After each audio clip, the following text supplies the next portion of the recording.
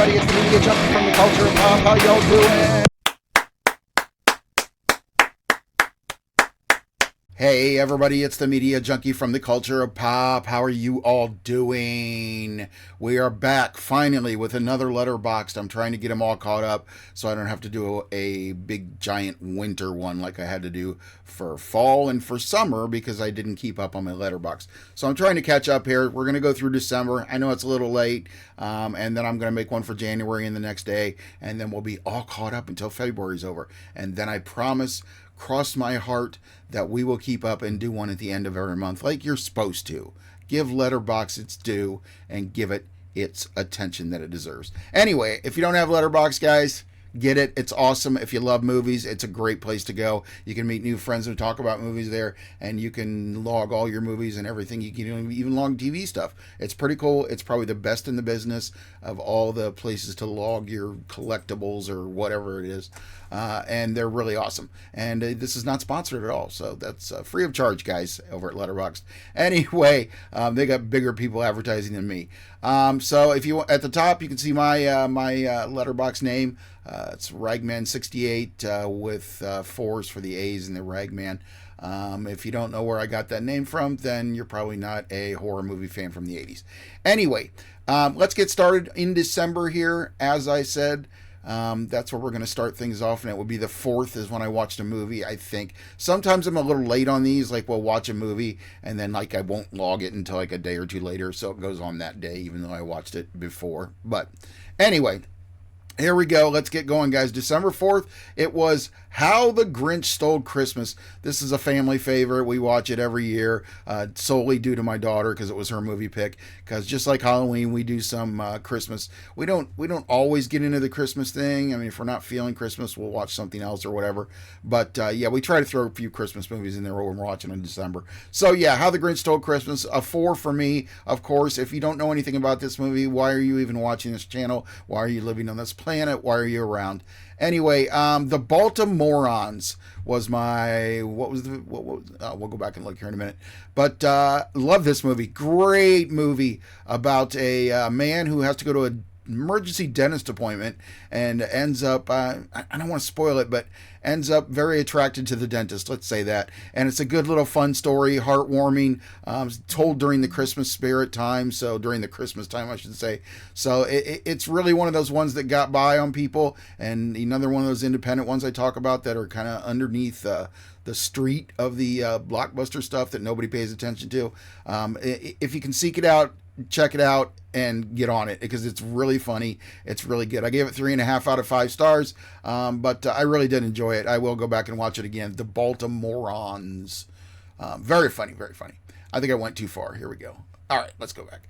Okay, and the next one was Funny Farm. This was my pick. It's not exactly a Christmas movie, but the end of it's kind of a Christmas movie. If you've seen it before, it's a great Chevy Chase movie, one that's very underlooked. I gave it 4.5 stars out of 5. It's one of my favorites. It's an old family favorite. My mom loves it. My dad used to love it. We saw it at the movie theater when it originally came out. We were just fans of it. It's one of Chevy Chase's best roles, and it's highly underrated. Hardly anybody talks about it, and he's really, really funny in it, and kind of a more adult, sensible Chevy too. But yeah, it's hysterical. If you get a chance, check it out. Most definitely. And then I went to The French Connection, which was my son's pick. He always has some good eclectic picks that I love. The French Connection I actually saw. I remember renting it from the library. That's how old I am. Back in the day in the 80s when I was probably like 15 or something. Didn't understand it. Didn't really get it. It was kind of a cool action movie. Now that I watched, so I never went back to it. But now that I watched it later, I wouldn't have watched it if it wasn't for my son. Now I understand it more. I get it. I get all the like direction and the grittiness of it, and just why it's just an amazing 70s movie. When they talk about grit in the 70s, this is probably one of the top on the list. Yeah, so it's good. If you haven't seen it yet, do check it out. The Long Walk was the next one. Now, I gave this 3.5 stars out of 5. I was hoping I was going to be able to give it 5 stars, but it didn't do. I didn't like the ending. Um, I don't know. I just didn't like the way things went. I didn't like the ending. And it wasn't as tense as I thought. I thought this was going to be a really, really tense movie, and it does have some tension in it, and it has some great scenes. I'm not saying that. And Philip Seymour Hoffman's son, once again, awesome, awesome job.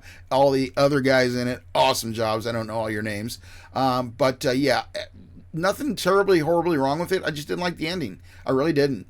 And I just wasn't as tensed up as I thought I'd be. I thought this was going to be like a real, real emotional, Anyway, enough said.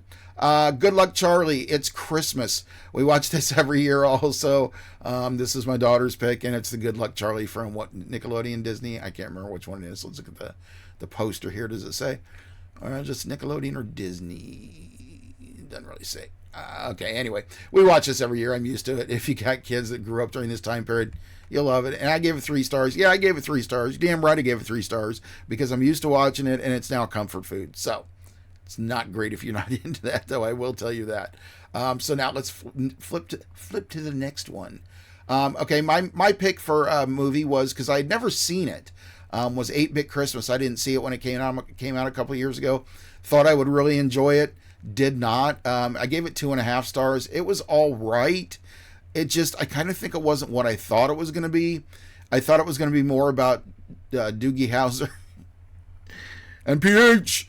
Thought it was going to be more about, like, his kids and stuff, and not be telling an old story about. But I was wondering how they were getting into the 8-bit part of it. I don't know. It just wasn't what I thought it was going to be. I do think it's a good Christmas film if my kids want to watch it again, or which I don't even know if they liked it.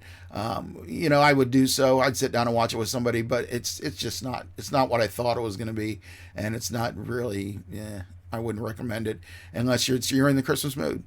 When We Went Mad, I watched this on Amazon. I gave it 5 out of 5 stars.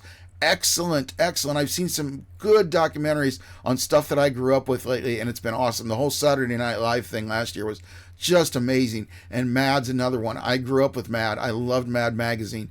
I actually kind of liked Cracked a little bit more. Maybe it was more juvenile, but I loved Mad, and I grew up with Mad.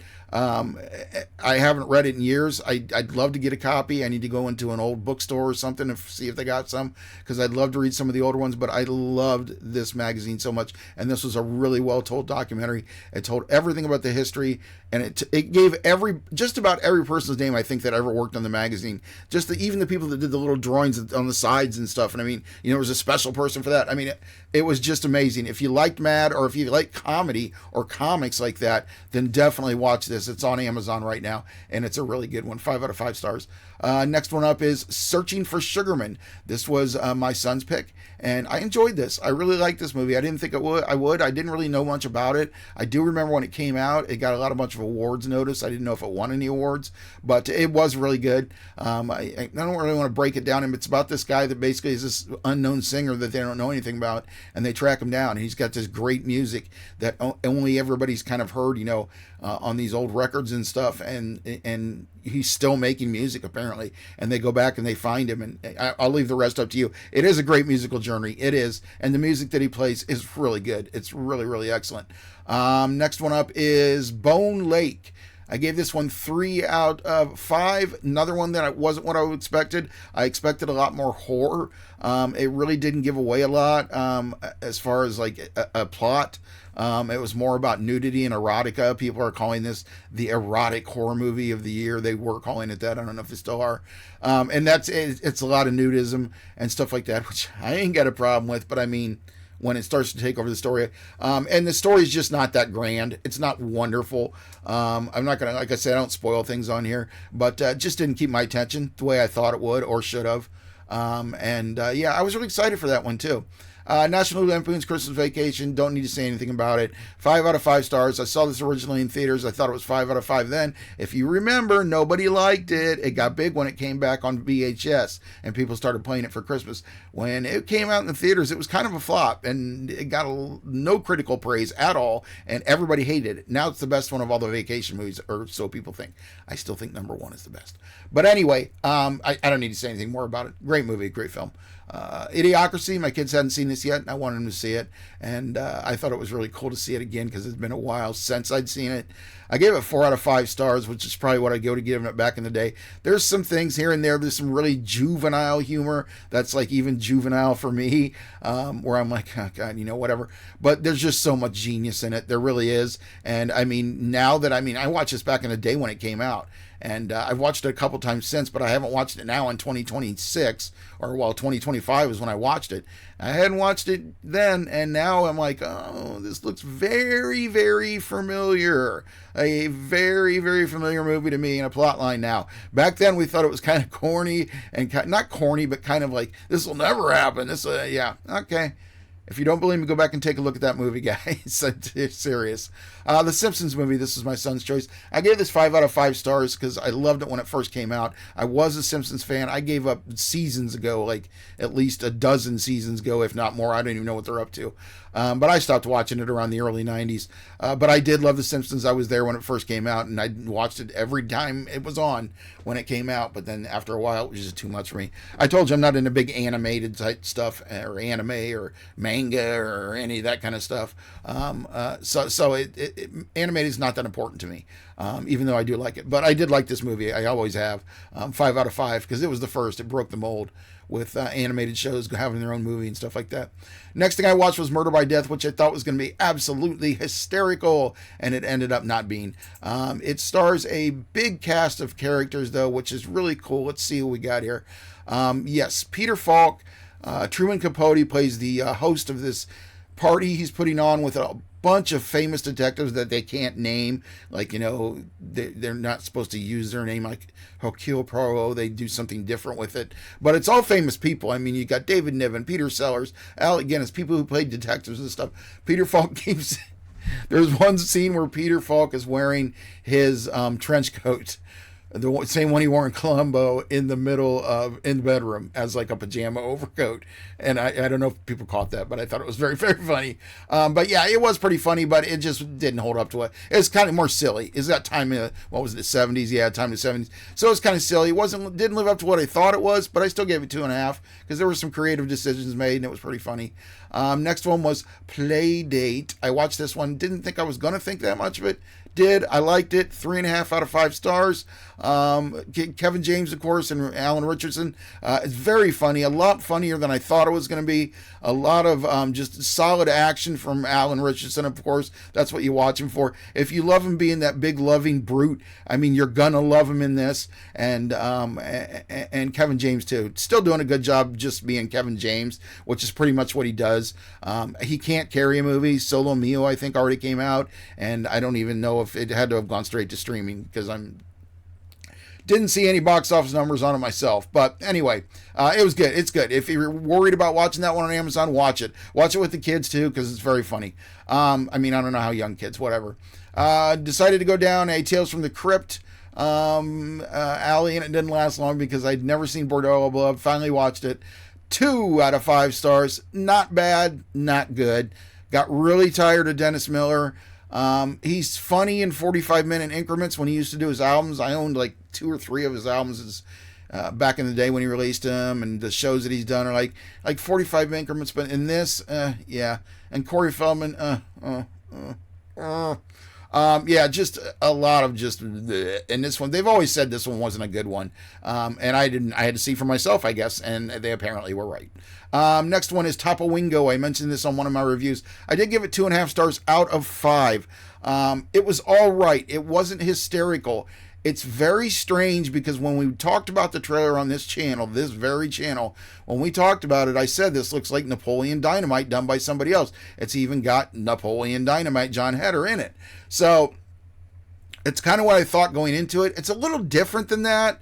But it's still that, the weirdness of it, and that you don't know what time period it takes, but it's everything that it wants to be Napoleon Dynamite. And that's why I can't believe John Heder read this script and was like, okay, it's good. It's all right. If you want to give it a watch, if you're a big Napoleon Dynamite fan, because it's basically what it's ripping off in tone, at least I think, and in clothing and in time period. But if you want to check it out, do so. Please get on here and tell me what you thought of it. But I just didn't think it lived up to what it was supposed to be. Good Fortune is the next one. I thought this was really good. It didn't get enough credit, I don't think. I think it was kind of pushed away at the theaters. 3.5 stars. This is the one where Keanu Reeves plays an angel, which I was surprised more people weren't interested in another Keanu Reeves movie, but I guess they only like him when he plays John Wick now. And it's got Aziz Ansari in it. And who's the other guy in it now? No, I've already forgot. Oh, Seth Rogen. Which, you know me, I'm not a huge fan of Seth Rogen anymore. But this was funny. This was good. It had some good comedy in it. It had a good story on it. The heartwarming type piece. It was dramatic. Aziz Ansari directed it. Good job for a first movie. It is exactly what it's supposed to be and what it was advertised. And I don't think movies get enough credit for that when something they advertised is what it is when you go see it at the movie theater. That's what this was to me. And it was just good, wholesome fun. There's it's not all wholesome in it, but it's good. Next one up was, this will be the 25th on December. This is how I spent my Christmas. Or wait, are we still in December? Yeah, we are. So that's how I spent my Christmas, was on the 25th of December. My kids are all out of the house and everything. And anyway, 5 out of 5. Loved this show. This was basically about all the 70s movies, which it's a huge culture. It was only 75 because a lot of the movies, as you can see right here, came out during that time period that were huge for the culture of movies. And they pinpoint that 1975 is when they made that change. Like before that, up to 75, it was just silly, schmaltzy. I mean, there was some drama and stuff, but 75 brought that grit and that brawn and that like almost real feel that they did movies. And, they talk about the conspiracy movies, the crime movies, all the different stuff from 1975. It's amazing. If you're into the 70s movies, especially the gritty ones, you got to check this out. I gave it 5 out of 5 stars. I'd watch it again, most definitely, maybe with my kids or something. Next one was Primitive War. I was looking very forward to this one. It did not disappoint. I didn't like it as much as I thought I would, but I'm not enough dinosaurs. More dinosaurs next time, guys. But I did love it. For it looks like maybe a first try for these guys. I don't know, but it looks amazing. The dinosaurs look good. There's a few shots here and there that are kind of like, but not many. The acting in it's good. There's not a huge plot, but it is good. The plot is basically that there's this, land out there with dinosaurs that they've hidden in Vietnam. And I don't think it turns Vietnam into a sham or anything like I heard some people say, putting dinosaurs in Vietnam, it's not right for, history or whatever. Bullshit. Anyway, it was fun. It was very fun. That's why I gave it 3.5 stars out of 5. That's a big rating for me. So, yeah. Check it out if you got time, guys. It's really fun, especially if you like sci-fi stuff. Next one was Splitsville. I love this movie. 3.5 stars out of 5. It's a very naughty movie, and it is a really good comedy. A lot of life lessons, and good ending, good beginning, good middle. It had it all, baby. I really liked it. I'm not going to say too much about it or also spoil it, because if I say much about it, like even the beginning, it'll be spoiled. The Smashing Machine. After I watched this movie, I loved it. I thought The Rock was great. The Rock was amazing. And I think he wanted an award. They thought he would get an award. Something I don't understand why he wasn't mentioned, at least, in Oscar contingencies or category. I wouldn't, what I meant to say. Anyway. But then at the end of the movie, I kind of realized where I was kind of empty and blank. And I kept trying to figure that out. And I saw somebody else point out the fact that it's just kind of like a scene from a guy's life. It's not like an origin story. It's not like an end of career story. It's just like one long scene taken from a part of a guy's life. And it's almost like an actor reel. It's almost like he's doing an actor's reel, because he doesn't, it's hard to explain. It's just strange how they chose to do it. This guy that nobody knew anything about until Rock brought this person out. I'm sure fighters and, people who are big with UFC, I'm sure they knew him, but no regular people knew him. Regular people or whatever. And then the movie is just like one piece of his life. And I kind of don't like movies like that. And that's probably what turned me off on it. I'd rather see like from the beginning to the middle or the middle to the end. Well, something. Give me something. But he did an excellent job. And that's why I gave it 4 stars, is because The Rock did an excellent job playing this character, who I don't know who he is, so I don't know how good he's at it, but he was good disappearing into a completely different character. I think he expected more, but I don't know. Anyway, so that was 26th. Fackham Hall was waiting for this, couldn't wait for this. Was good. 3.5 stars. It wasn't as good as I thought it was going to be. I thought it was going to be laugh a minute, especially since I just watched something earlier, and I thought it was going to be a lot like this. 2 months earlier, what was the big comedy that Naked Gun, maybe? I was still excited off Naked Gun, and I just thought this, and this is one of my big trailer reactions. It was huge. It did like over four or 500, which is good for me. It might have been less than that, but I mean, it was huge. It was up there, and I thought, oh, everybody's gonna like this. This is gonna be a good, funny one. And I watched it, and it was good. It wasn't mile a minute funny like I thought it was gonna be, and like the ad kind of states it to be, but it is funny, and it's good British humor, and it's got a lot of funny people in it. I did like it. If you're into the British humor stuff, especially that Naked Gun type humor. I don't know what they call that type of humor. If you're into that, you're going to love it. Tales from the Crypt, one on another Tales from the Crypt journey. Demon Knight, I had never seen this one either. Gave it 5 out of 5 stars. I definitely thought this is what a Tales from the Crypt movie should be, not the Bordello of Blood. Billy Zane, I think that's the main reason I never watched it, because I wanted to look. I wasn't a fan of Billy Zane back in the day. I just wasn't. I didn't like him. I don't know why. But now I like him. I've grown to like him. I just saw him in Waltzing and Brando, which will be somewhere on this list or the next list. And I do like him. I'm starting to accept him. And Jada Pinkett's in it. William Sadler, who's always awesome. William Sadler's in both of them, though, which is the only cool tie-in between this and Bordello of Blood. But this is a good one. 5 out of 5 stars. Classic Tales from the Crypt movie. The next one up is Sisu. Been waiting to watch it. Road to Revenge. If you were a fan of the first one, I know you saw this already. I gave it 3.5 out of 5. I loved it. I just liked it, but it just seemed like a double bill, where a lot of the stuff, it was just pretty much the same thing, which I don't mind. But even in John Wick movies, stuff changes up, and it just kind of seemed like, okay, we're on the revenge mode again. All right, we're just going out for revenge. So I mean, that part kind of disappointed me, but the places they went with it were very cool, and the stuff that he did was just insane. Everything he does in these movies is insane. If you're into John Wick, Rambo, any of that kind of stuff, mixed together, any of that stuff, see these Sisu movies. They are incredible. The first one was, I think I gave 5 out of 5. It was amazing. So anyway, Sisu. So then we are at the end of December, and the last movie I watched for December was One Battle After Another. I gave it 4 out of 5. I thought there were some whiny bits in it that I didn't much care for, and some things that were done that as personal choices or maybe even political choices, I don't know, I might not have chosen or I might not have accepted. But it's an amazing movie. They're right. It is amazing. Leo DiCaprio does it again. I don't know why I'm saying Leo, like I know him personally. But Leonardo DiCaprio does him again, and does him again. Sean Penn, terrifying, absolutely terrifying. Benicio del Toro, I mean, always good. Now this Regina Hall was good too. Taina Taylor was on Saturday Night Live, and I thought she was excellent in this. She was so good in this movie, and she sucked on SNL, man. But I love this movie. This movie is great. I don't want to tell too much about it because you really got to get into it.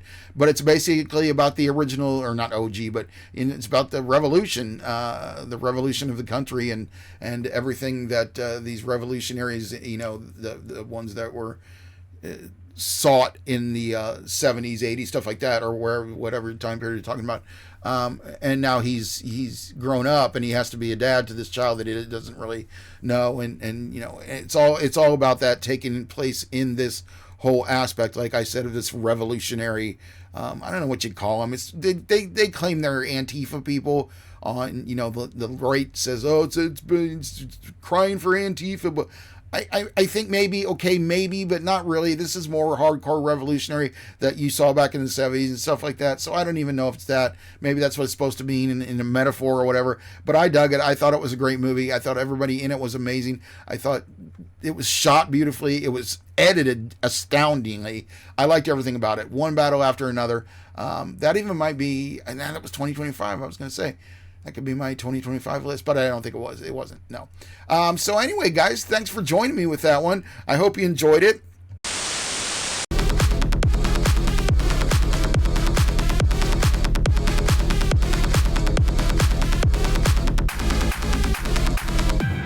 I hope you're doing marvelous today. I'm doing splentastic.